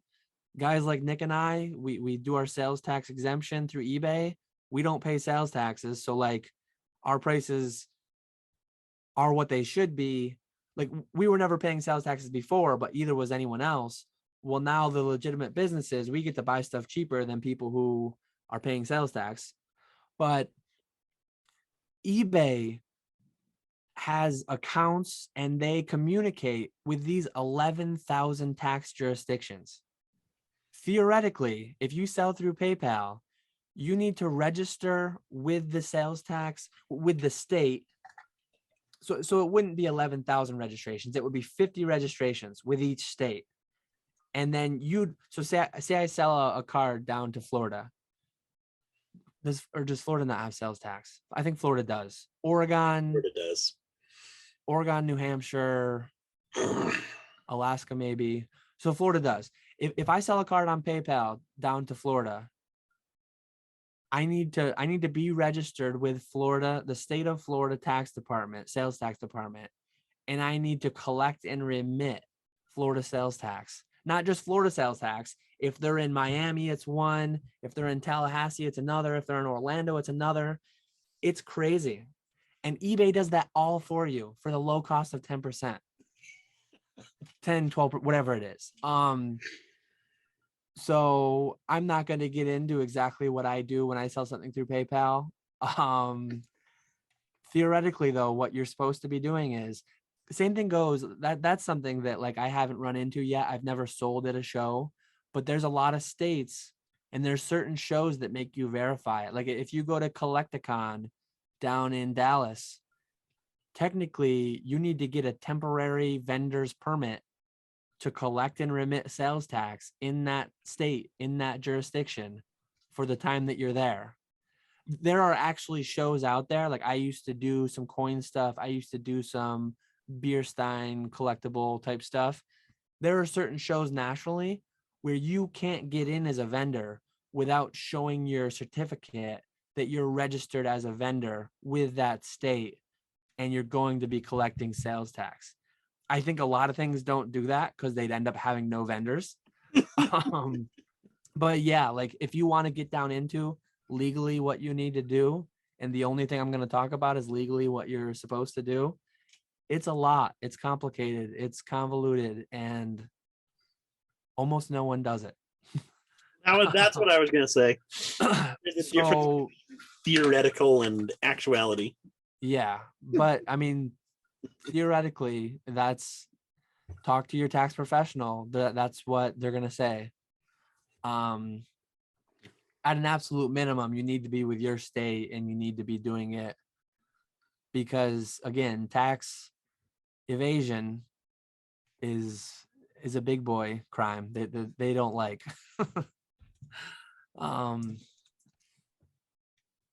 So there's that rant. Anything else to add or anything you want to get into on the specifics of what you do? I don't know if the IRS is watching or if the state of Florida sales tax. Hopefully we don't have any state of Florida sales tax. Yeah, I think we pretty much covered that one there. Yeah, I would just, like I said, I think Excel's the best, and with the sales tax on PayPal, that one, there's a lot of different ways to go about that one. we'll leave it at that. Yeah. But that wraps up the questions for the for this podcast. I think Dark Lava Lizard, I think you might have been the same person who asked SM Pratt. So hopefully we gave you a little bit better of an answer, because I know he completely avoided that question. if you are the same person. There are actually, I just Googled it again quick, because I think when you go to a show, what they call it is if you create a nexus, if you do business in that state. So if you don't do business in a state, if you're selling from New York to Florida, maybe you technically don't have to collect on certain things. But like when you go to a show, you're creating a nexus there, you're doing business there. It's more likely that you have to. Whereas if you're selling just online and you don't have a physical presence in the state you're selling to, I think it's more of a gray area. I don't know, Yes. but my ideal world, my ideal transaction, I wake up in the morning, all my sales are done on eBay, and I just print my labels and ship them, and I don't talk to anybody about sales tax or anything. I don't see it. It just goes on its merry way where it needs to go. And if you're a business buying from me on eBay, I don't need to see your W-9. I don't need to get any paperwork from you. eBay has it. They do all that. It's so nice. And it's a common, like, I understand you want to get deals the best way you can. You want to pay the best price. But like when you reach out to somebody and you want to take all the fee savings for yourself, there's just a lot of complicated factors in, on top of the fact that it's just more difficult to go to PayPal, print the label through there when I'm not naturally doing it. So yeah, eBay is awesome. And then what's the PayPal fee up to now? 3.5. 3.5? Okay, from 2.9, yeah. Yeah. And that's uncapped, right? That's just on whatever amount. So on eBay, if you're selling a $10,000 thing, the whole fee doesn't cap, but like the final value fee caps at $350. Yeah. And then I think there's like a 2.35. It's significantly lower than the 3.5. It's like 30% lower. Oh yeah, for sure. But yeah, no, definitely eBay sales are the easiest. eBay does not get enough credit for the amount of service they provide. Yeah, the reach. Even just like keeping track of inventory, like for me especially, having to, if someone wants to purchase something through PayPal, having to go back through and actually remove those items from eBay and all that stuff takes time. Yeah. Yeah, it's not, I do it more than I probably need to or should, but it's, yeah, the ideal sales for me just happen through eBay. All the numbers go where they need to go. I get the money I get, and it's over and done. But yeah, consult a tax professional.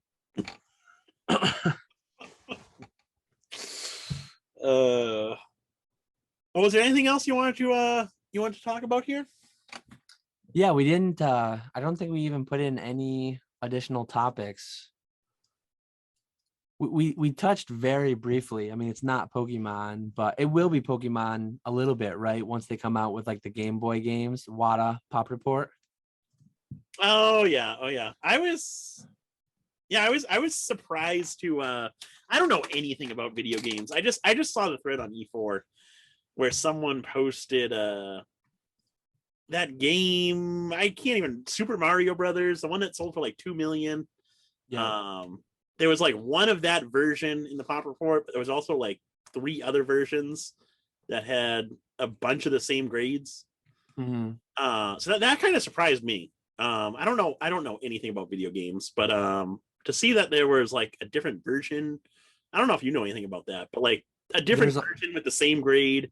There's a lot of different versions in video Yeah, games. and what are the different versions? Is there anything like, because I know like with the Pokemon games, you had the like the Y seal, the H seal. When there's Is like that really the only Sandshrew, difference, or is it like a major difference between this one that sold for 2 million and these other 8 well, that are out there? the things about video games, and I don't know why they changed the box so much, but like Super Mario for NES, I believe sold 40 million copies. And that was over a several year period, I think. I think there's some variance, like when you're talking different regions, I don't know, like Europe and the Americas and things like that. There's different variants, but then there's also like the hang tag one. So maybe certain retailers want the hang tag one, and then certain retailers just put it on a shelf instead, so they don't get the hang tag. But I know with Pokemon, there's like when Sandshrew's on the back, it's the earlier print or the later print, and then there's one with a different Pokemon in the little Pokemon Blue thing. ESRB logo, white logo, gray logo. Like, I don't know why every time they print them, they feel like they need to change something. Because like evolutions, there's hollow bleeds and there's different little variants, but like there's not 20 different variants of evolution's Charizard. Like they didn't just like change letters and like change different things every time they printed it. But with boxes, apparently they do. I don't know why. Yeah, boxes and packs lately. There's a lot of pack variants. Yeah, it's so were the pops like higher than you would have expected or lower? Well, I just saw that one example. I haven't looked into it much, and like I said, I don't know anything about video games. But to see this Super Mario game sell for 2 million, yet there's another. There was like 8 in the pop report, but it was just as it was a pop one in this one version. But to see another 7 of the same grade, just a different version. Like, I don't know whether that's a lot or not a lot. I know they printed 40 million copies of that game. So in a way, it feels like very few.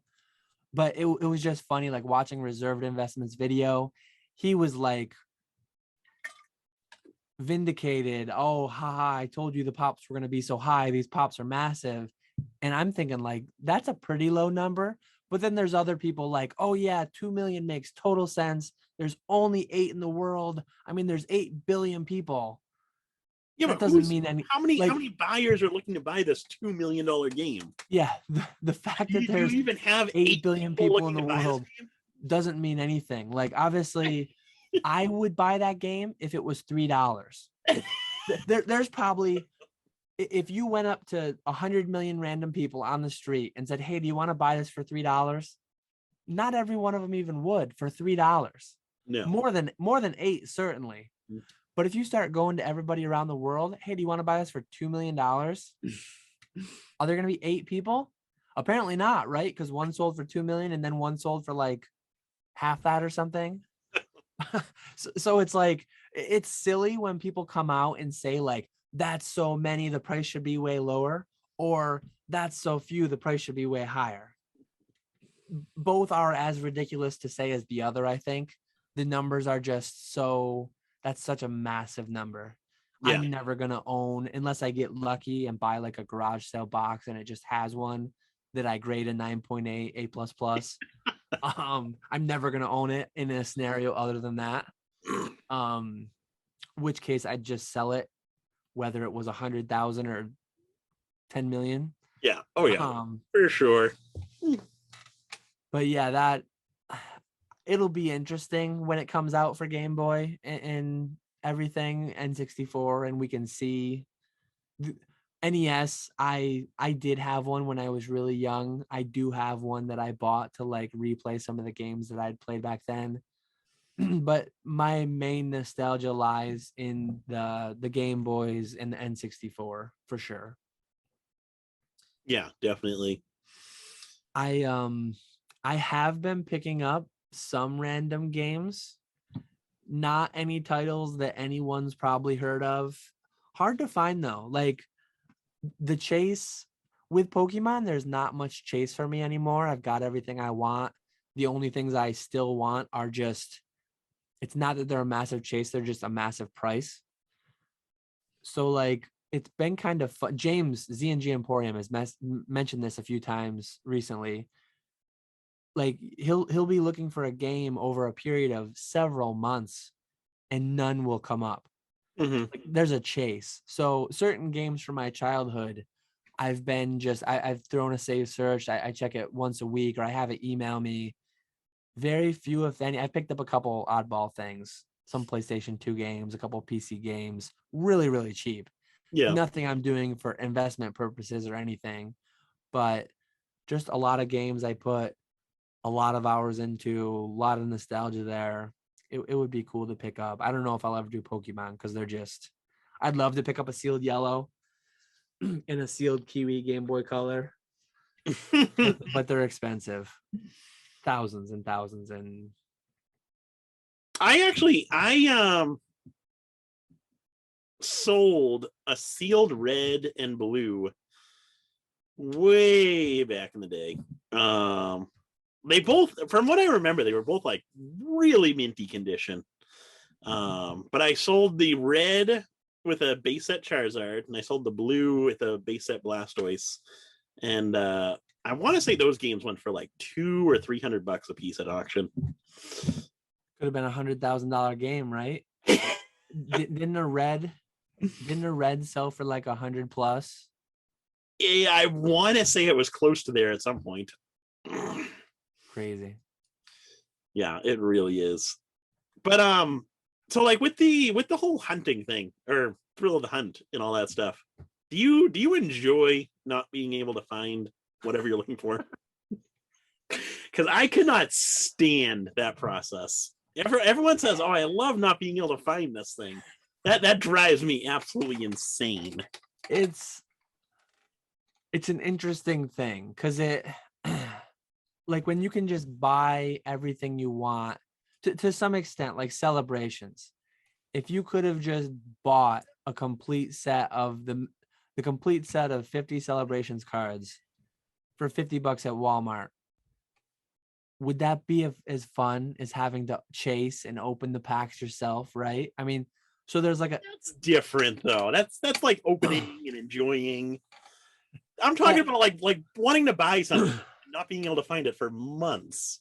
That's like infuriating to me. It's not so much the process is what it is, but like the reward is like, imagine searching for a game for 7-8 months. Imagine that feeling when you score it, when you hit. It's like the win is that much sweeter because that's true. You had to work to get there. So that's where that comes in. It's not so much like I search eBay so much to buy products for my collection or for resale or whatever, but to have a few items, it's been kind of fun to have a few items that I'm seeking out to try to just buy for my collection.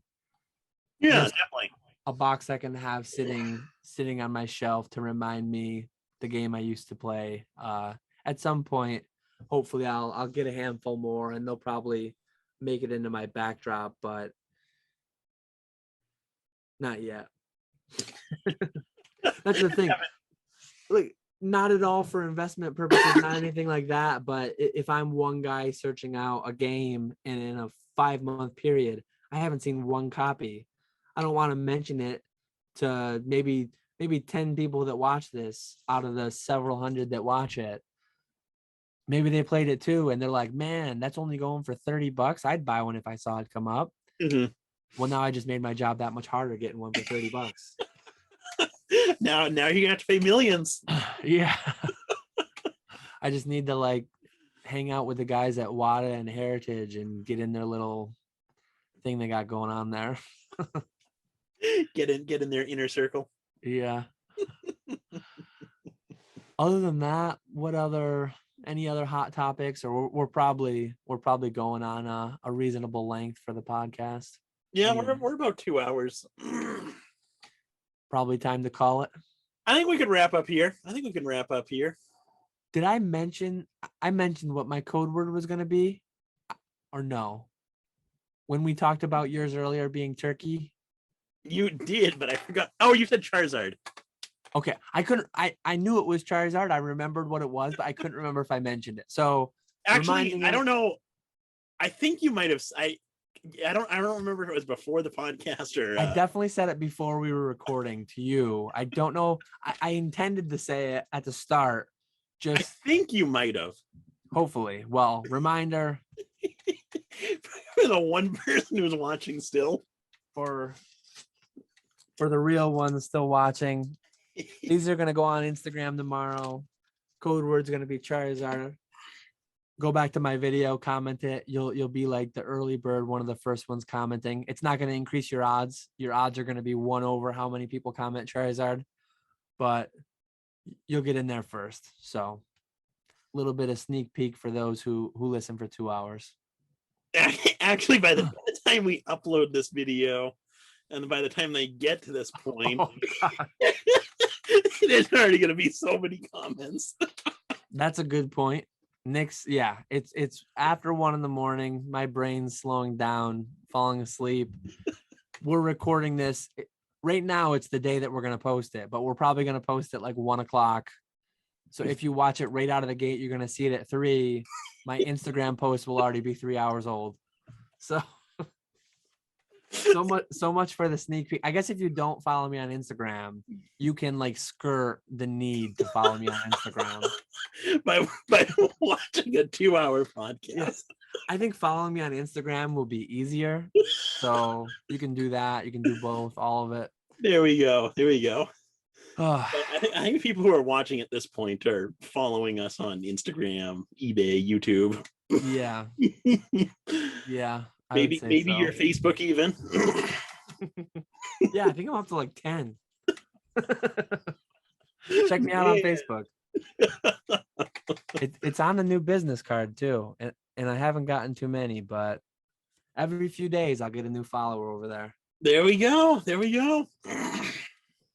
Or it's a like over there, right? Oh God, I said it right.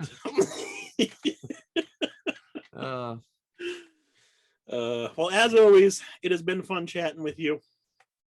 Too much fun.